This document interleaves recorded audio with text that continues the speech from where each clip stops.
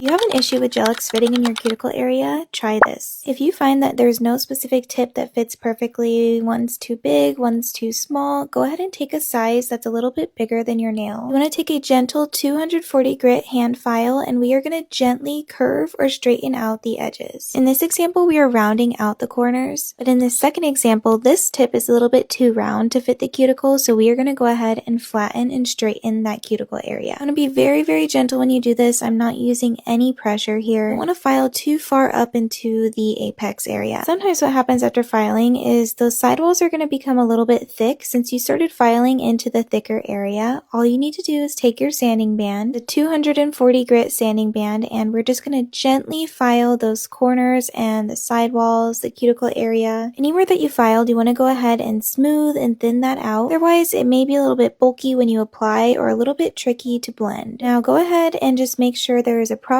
fit after you've gone ahead and smoothed it out. And that is one way that you can go ahead and get gel-X to fit if it's not fitting your cuticles very easily. There are other options as well, so let me know if you want to see any more tips on how to fit gel-X.